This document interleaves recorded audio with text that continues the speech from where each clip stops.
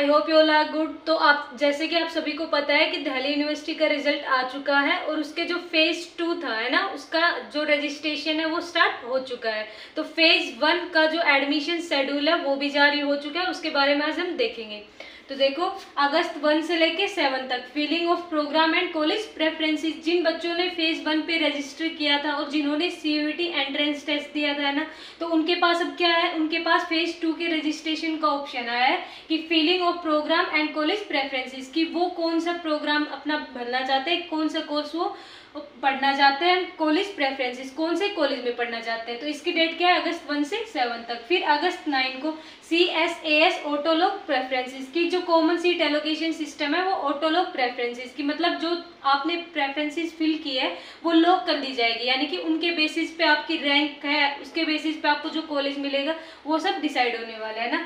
अगस्त 11 यानी declaration of साइमुलेटेड ranks, की आपकी जो रैंक आई है ना, अभी आपने क्या कर दिया, प्रोग्राम जो था वो सिलेक्ट कर दिया, कॉलेज प्रेफरेंस डाल दिया ना, फिर आपकी प्रेफरेंस को क्या कर दिया जाएगा, लॉक कर दिया जाएगा। फिर 11 अगस्त को क्या होगा, डिक्लेरेशन ऑफ साइमुलेटेड रैंक्स, कि अभी जो आपका स्कोर कार्ड आया था ना, जुलाई में रिजल्ट आया था, तो उस स्कोर कार्ड के बेस पे और आपने जो प्रेफरेंस और जिस कॉलेज में प्रेफरेंस फिल की है उसके बेस पे आपकी क्या रैंक आई है ना, वो रैंक डिसाइड कर दी जाएगी। फिर अगस्त 11 और 12 को विंडो टू चेंज प्रेफरेंसेस, की ये एक आपके पास ऑप्शन होगा कि 11 और 12 अगस्त को आप अपनी प्रेफरेंस जो है ना उसको चेंज कर सकते हो। मतलब मान लो आपको लग रहा है कि आपकी रैंक थोड़ी कम आई है, किसी और सब्जेक्ट में ज़्यादा है, तो आप उस हिसाब से अपनी प्रेफरेंस फिल कर सकते हो अगर आपको और बेटर कॉलेज चाहिए हो तो।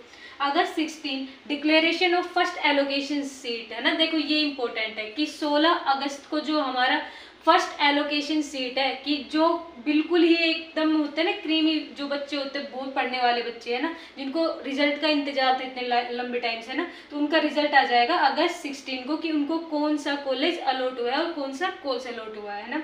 अगस्त 16 से 18 window for candidate to accept allocated seat, कि अब उनको जो सीट मिली है उनके द्वारा भरे हुए जो कॉलेज है उसकी प्रेफरेंस पे और जो उन्होंने प्रोग्राम सेलेक्ट किया था उसके बेसिस पे उसको कौन सा कॉलेज मिला है ना, उसको वो क्या कर सकता है, फ्रीज कर सकता है। एक्सेप्ट करने का उसके पास क्या आ जाएगा, ऑप्शन आ जाएगा ना। अगर मान लो वो फ्रीज नहीं करना चाहता तो वो और वेट करेगा सेकेंड लिस्ट थर्ड लिस्ट का है ना।